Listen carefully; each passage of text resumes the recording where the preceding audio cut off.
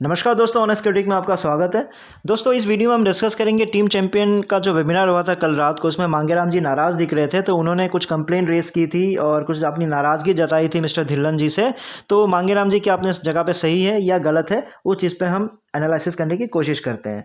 तो एक्चुअली ये कल रात का जो वेबिनार था, तो किसी ने मुझे लिंक भेजा था और कहा था कि इसमें कुछ बहसबाजी हुई थी, एक बार सुन के देखो। तो वो आखिरी के 10-15 मिनट का है आपका। तो मैंने लाइव अटेंड नहीं किया था, तो उस वजह से मुझे ये कन्फ्यूजन है।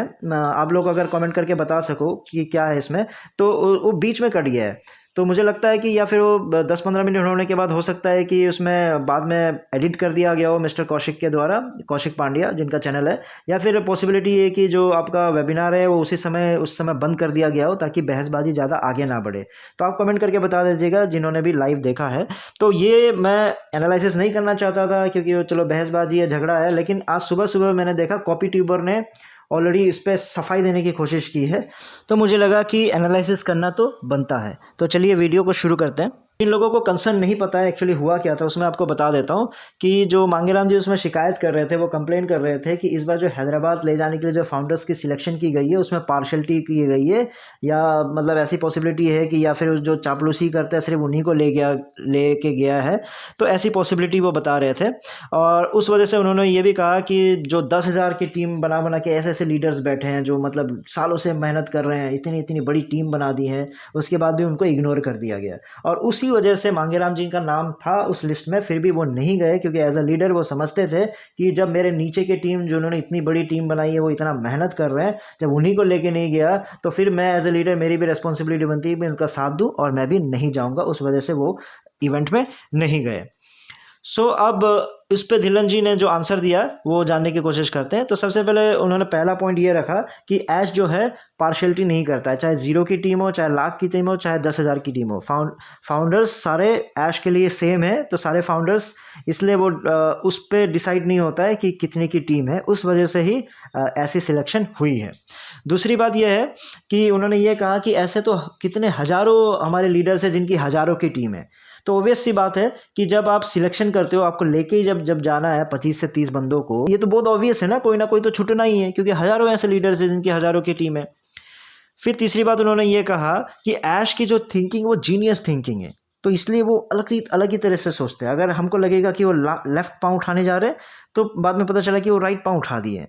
तो उनकी थिंकिंग हमारे साथ मैच नहीं हो सकती, हमसे बहुत ऊपर लेवल पे वो सोचते हैं। वो कहने का ये मतलब था। तो ये 3 रीजंस मिस्टर धिल्लन जी ने दिए। अब उसमें मांगेराम जी ने फिर आंसर दिया। उन्होंने पहली बात कही कि आप ये बोल रहे हो कि पार्शलिटी नहीं होती है या फिर टीम पे डिपेंड नहीं करता है, 0 टीम हो, 1 लाख की टीम हो। लेकिन मुझे तो पता चला है कि बहुतों को आप ही ने खुद ने मैसेज किया था डिटेल्स के साथ कि डिटेल्स भेजो, डिटेल्स भेजो। तो इसका ये मतलब हुआ कि जो सिलेक्शन है उस पर कहीं पार्शलिटी तो डेफिनेटली हुई है, क्योंकि आपको तो पर्सनली मैसेज नहीं भेजना चाहिए था सिलेक्शन करने के लिए। फिर दूसरा चीज़ उन्होंने ये कहा, आप ये कह रहे हो कि हज़ारों हज़ारों ऐसे लीडर्स हैं जिनकी हज़ारों की टीम है, ठीक है मान लिया, लेकिन आप ये बता दो कि 10,000 वाले, जो 10,000 टीम वाले लीडर्स कितने सारे हैं, आप खुद गिन के देखो, आपको पता चल जाएगा वो कैसे छूट गए, वो कितना मेहनत किया उन 10,000 लोगों ने। 10,000 टीम वाले कुछ ही चुनिंदे लोग हैं, उनको भी आपने नहीं बुलाया। तीसरी बात उन्होंने ये कहा कि धिल्लन जी गलती हुई है तो आपको मान लेना चाहिए, नेक्स्ट बार से नहीं होगा ये बोल देना चाहिए, लेकिन आप वो चीज़ को एक्सेप्ट नहीं कर रहे, उस चीज़ को मान नहीं रहे हो। तो ये बात मांगेराम जी ने कहा। उसके बाद वो आपका वीडियो है डिस्कनेक्ट ही हो गया है, तो जो मैंने आपको रीज़न बताया। तो अब मेरे पॉइंट्स क्या है, मेरा जो कंक्लूजन क्या है, क्योंकि अब ये जो पार्ट है, बहुत सारे जो हमारे अंधभक्त फाउंडर्स है वो ये पार्ट आते ही उनको बड़ी हंसी आती है, और कुछ फाउंडर्स को बहुत ही गुस्सा आता है। तो बाकी ये जो मेरा पार्ट होता है कंक्लूजन वाला पार्ट, ये मेरे व्यूअर्स के लिए हैं जो लॉजिकली सोचते हैं, जो एनालिटिकल थिंकिंग करते हैं। तो मेरे पॉइंट के अकॉर्डिंगली मेरा जो मानना है, अगर आप ये कर रहे हो कि जो पार्शलिटी नहीं करते, चाहे 0 टीम हो, चाहे आपके लाख की टीम हो या 10,000 की टीम हो, करेक्ट, सिंपल सा है। और ऐश बहुत ही अलग तरीके से सोचता है, उनकी थिंकिंग बहुत बढ़िया है। तो इसको इतना बढ़िया और इतना अलग लेफ़्ट राइट सोचने की ज़रूरत ही नहीं थी। इसका सिंपल सिलेक्शन करने का तरीका होता है, जो हम लोग देशी भाषा में बोलते हैं, पर्ची निकालना। आप पर्ची निकाल के करते ना, तो उसमें किसी को शिकायत ही नहीं होती। आप मैसेजेस कर रहे हो, आप सिलेक्शन किस बेस पे कर रहे हो, सजेशन मांग रहे हो। आप जो टॉप लीडर्स है, धिल्लन जी से आपने मांगा होगा, और भी इधर उधर से मांगा होगा कि किसको भेजा जाए, किसको क्या, कौन कौन एलिजिबल है। सिलेक्शन तो उसी आधार पे किया है। जब उसी आधार पे किया है तो आपको 10,000 वालों को तो इग्नोर ही नहीं करना चाहिए था। क्योंकि उन वो तो भाई मतलब बैकबोन है ना, 10,000 की टीम बना बना के बैठे हैं, तो 10,000 की टीम बहुत मायने रखती है। मेहनत डेफिनेटली किया होगा उन्होंने। तो अगर फ्यूचर में हम ट्रैफिक की भी उम्मीद करते हैं, जो फाउंडर्स है वो उन्हीं लीडर्स की वजह से वो ट्रैफिक आएगी, क्योंकि उनकी टीम इतनी बड़ी है नीचे, तो उनको इग्नोर नहीं करना चाहिए था। हाँ ठीक है, अगर आपको लगता है कि नहीं ऐसे तो बहुत सारे लीडर्स हैं, तो सिंपल तरीका जो देसी देसी तरीका आपने क्यों यूज़ नहीं किया? इतना ज़्यादा एकदम जीनियस थिंकिंग करने की ज़रूरत ही नहीं थी, उसमें बेसिक थिंकिंग करने की ज़रूरत थी। आपको लॉटरी जैसे निकालते हैं, जो नंबर ऑफ फाउंडर्स को कैलकुलेट करो, एक नंबर निकालो, लाखों नंबर में से इतना तो एआई टेक्नोलॉजी अब यूज़ करते ही हो।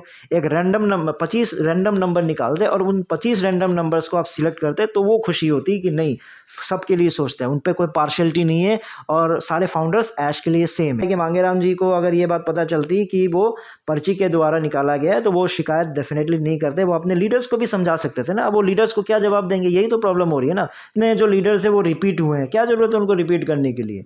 रिपीट करने की जरूरत नहीं थी। मेरा दूसरा पॉइंट यही है कि डेफिनेटली इन 10,000 लोगों को इग्नोर नहीं करना चाहिए था, अगर आपका सिलेक्शन सजेशन के बेस पे था, क्योंकि आपने पर्ची निकाली नहीं है फॉर श्योर, तो सिलेक्शन के बेस पे था, तो इनको तो इग्नोर नहीं करना चाहिए था।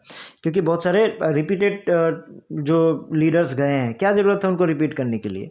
फिर तीसरा है आपका कि गुड लीडर्स की खासियत ये होती है कि वो हमेशा फीडबैक को लेते हैं, क्योंकि उनके दिमाग में जो अच्छे लीडर्स होते हैं उनकी वो हमेशा फीडबैक लेते हैं। अब जब फीडबैक लेते हैं तो उनके दिमाग में उनको ये रहता है कि भाई नो वन इज़ परफेक्ट, ना मैं परफेक्ट हूँ, ना आप परफेक्ट हूँ, ना कोई भी परफेक्ट नहीं है। जब कोई भी परफेक्ट नहीं है तो हो सकता है मुझसे गलती ही होगी। अगर मुझसे कुछ गलती हुई होगी तो मैं सुन लेता हूँ, अगर वो कुछ आगे वाला कुछ बोलना चाह रहा है तो मैं पहले सुन लेता हूँ। नहीं, अगर वो कुछ बता रहा है उस पर भी आंसर है, हर चीज़ का रिबटल है, मतलब हर चीज़ के लिए आंसर है और हर चीज़ के लिए ऐश सही है। पॉसिबल ही नहीं है धिलन जी, आप ये चीज़ को समझो। इसका ये मतलब नहीं हुआ कि आप टॉप पे है तो आप कुछ भी आंसर देते जाओगे, कुछ भी आंसर देते हो, हर चीज़ का आंसर है आपके पास, यही प्रॉब्लम है। तो कंक्लूजन यही है कि मुझे मेरा मानना यही है कि मांगेराम जी सही हैं अपने जगह पे, क्योंकि वो उन्होंने सही पॉइंट उठाया है और धिलन जी को भी ये गलती एक्सेप्ट कर लेना चाहिए। ज़बरदस्ती का इसमें भी अब रिबटल दे के आंसर दे के एज ए लीडर बनने की कोशिश नहीं करना चाहिए। तो इस चीज़ में आपकी गलती हुई है, आप इसको मानिए और एक्सेप्ट कीजिए।